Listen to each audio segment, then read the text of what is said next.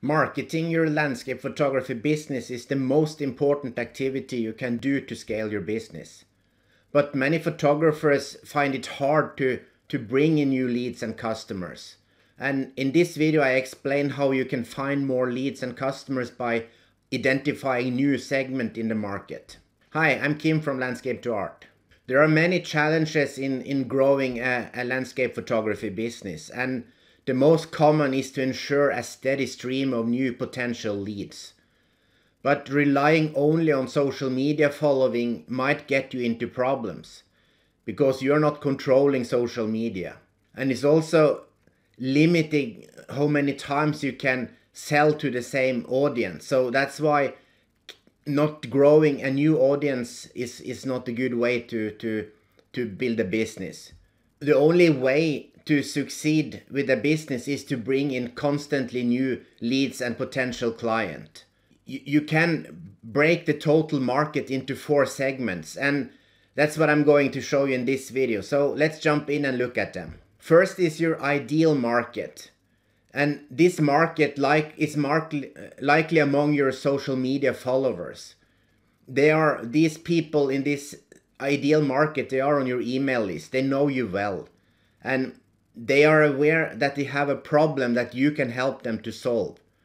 They want to learn landscape photography. And probably they are also your strongest fans, and they follow you and watch every post you make on social media or videos on YouTube. It's relatively easy to reach these people because they're already in your channel. They are actively looking for you, and they are also probably on your email list. And this is the ideal situation, but it depends on, of course, on how targeted your audience is and your list is. And these people, they are kind of the top of the iceberg. They are visible, they are recognizable, and they are the easiest group to sell your products and services to. It takes less efforts and it costs less. The next segment is the available market, or also called served market. This is also kind of a visible segment. It's also the top of the iceberg, but it's at the lower part, near to the surface. This is the silent audience, the audience on your social media that just follows you. They are watching you occasionally, but they are not hardcore fans. They probably have not signed up to your email list yet, but they are interested in photography, and they want to learn about photography. They are totally aware that they are lacking skills, so they know that they want to learn landscape photography, and so that's why they are actively seeking information. But not necessarily only from you. They are all over the place. As this audience know that they have a problem, they are actively searching for keywords or searching on Google and YouTube. And by using specific keywords, they will find what they are searching for. That's the good thing with this audience, that you can target them by creating YouTube videos with relevant keywords for the group you are going to attract, your potential leads. You can also find them in different groups on social media and other photography groups on Facebook, for example.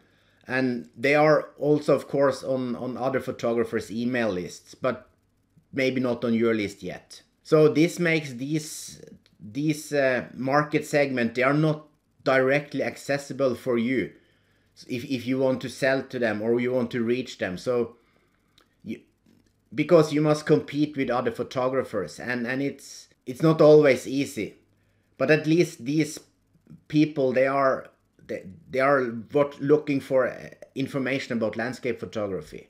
But when they buy, they might as well buy from someone else than you. So first you must attract them to you, or get them onto your email list as a follower. The advantage with this market segment is that you know where to find them. It's just that it takes some work. They are interested in photography, so they are around photography groups and read magazines about photography and related things. So that means also that the cost of getting these customers is a little higher than with the ideal market, but still not too bad. The third market segment is the addressable market. And in this market, the segment or people, they are aware they have a problem. They want to learn photography, but not necessarily landscape photography. So they might have a general interest in photography, but you won't find them on groups, or they don't read outdoor magazines, or they might as well be interested in portraits and or not any particular interest at all so far. But they are aware that they have some kind of problem. They want to learn more about photography. But they are probably still at the early stages, that they are struggling with camera settings and how to use the camera. So, and of course they are not aware of you as a business, and they are a bigger part of the iceberg, but under the surface. So it's a bigger group, but it's harder to see and harder to reach as a marketer. But as they learn more and more about photography, they might find that landscape photography is what they want. So when you attract these audience, you must develop their interest. You must first attract their interest as a good teacher, photography teacher, and then you slowly move them over to get in more interest in landscape photography.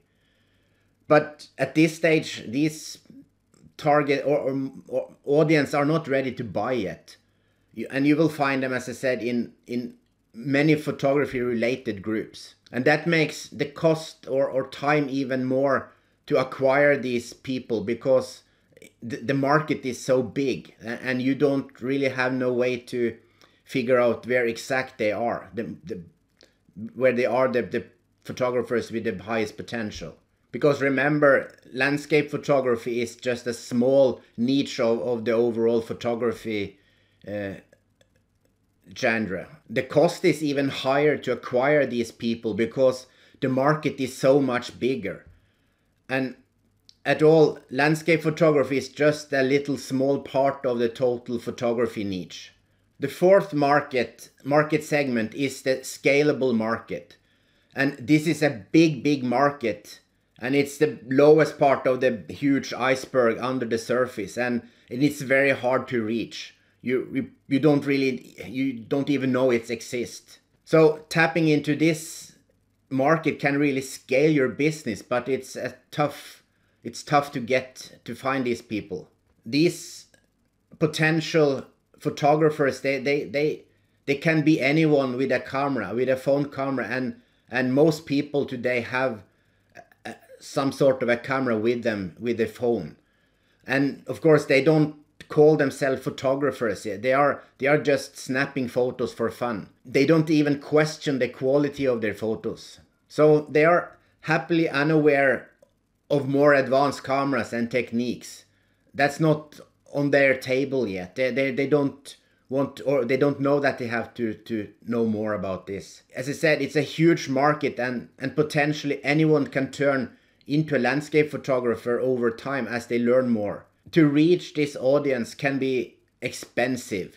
You probably will have to advertise, use ads on Facebooks or in other forums. So, but with marketing, it's possible to reach them. And because it's not a homogeneous group, it's difficult to find them also. They are at all ages, from young people that just grab their camera for the first time until people that have been photographing for a long time, but just for fun. It can really take a long time before they develop into passionate photographers and that they really want to learn more. But they might be potential customers in the far future. As you go through the different marketing segments, the cost of acquiring the leads goes up, and it takes more efforts to really get them on board or onto your email list. To succeed with a photography business, you must constantly attract new leads. It's dangerous if you just stay stuck on your social media and are not attracting or growing more relevant leads. And the best way to do this is to build an email list. And go watch this video next. In this video I explain in details why you must build an email list for your business. And until next time, ha det bra, goodbye.